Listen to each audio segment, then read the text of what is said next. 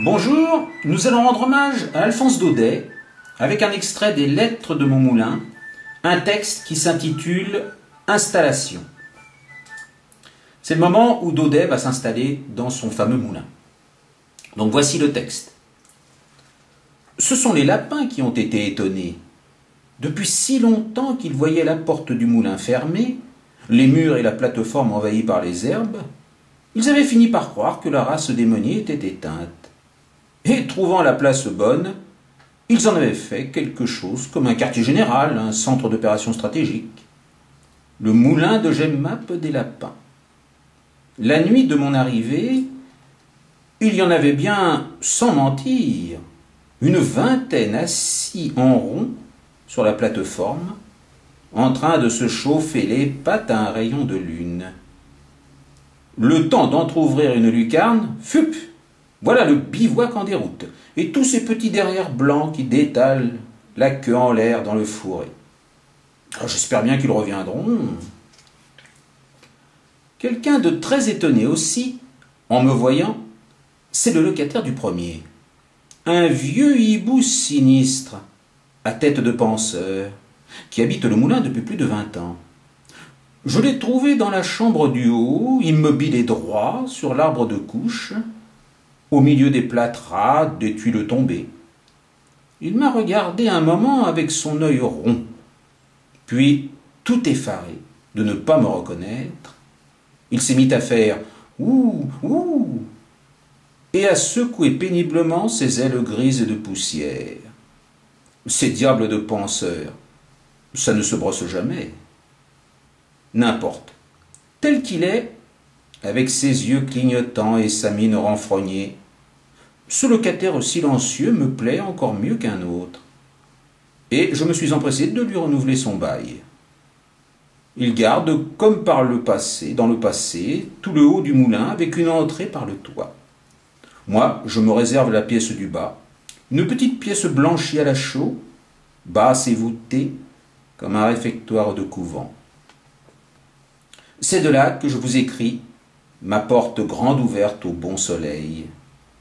Un joli bois de pin tout étincelant de lumière dégringole devant moi jusqu'au bas de la côte.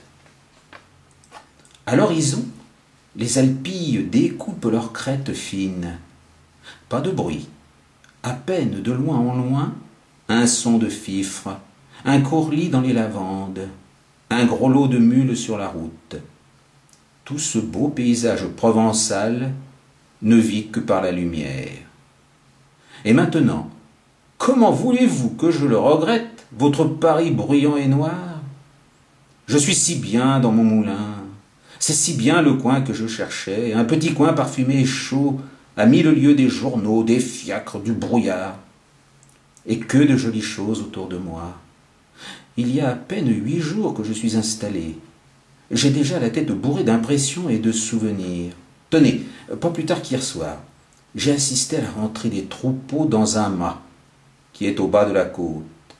Et je vous jure que je ne donnerai pas ce spectacle pour toutes les premières que vous avez eues à Paris cette semaine. Jugez plutôt.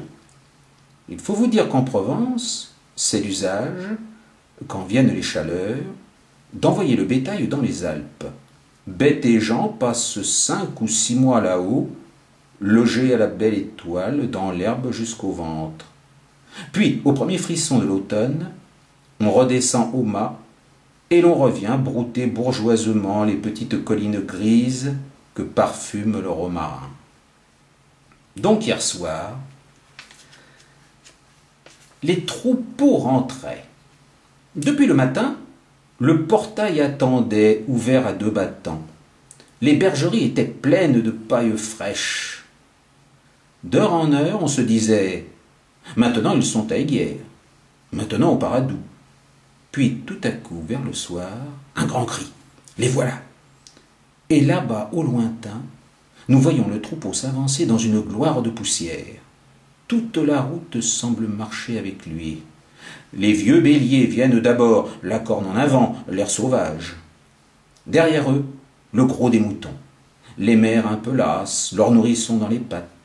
Les mules à pompons rouges portant dans des paniers les agnelets d'un jour qu'elles bercent en marchant. puis les chiens tous suants, avec des langues jusqu'à terre, et deux grands coquins de bergers drapés dans des manteaux de cadix roux qui leur tombent sur les talons comme des chapes. Tout cela défile devant nous joyeusement et s'engouffre sous le portail, en piétinant avec un bruit d'averse. Il faut voir quel émoi dans la maison. Du haut de leur perchoir, les gros pans vert et or, à crête de tulle, ont reconnu les arrivants et les accueillent par un formidable coup de trompette. Le poulailler qui s'endormait se réveille en sursaut. Tout le monde est sur pied. Pigeons, canards, dindons, pintades. La basse-cour est comme folle. Les poules parlent de passer la nuit.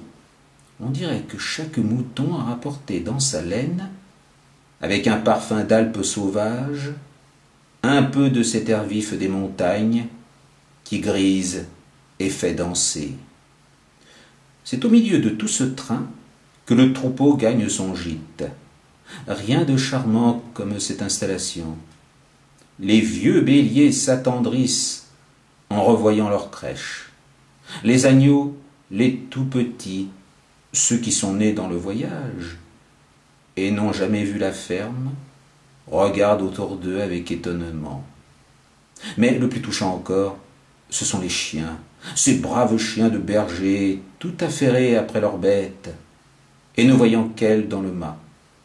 Le chien de garde a beau les appeler du fond de sa niche, le seau du puits tout plein d'eau fraîche a beau leur faire signe, ils ne veulent rien voir, rien entendre, avant que le bétail soit rentré.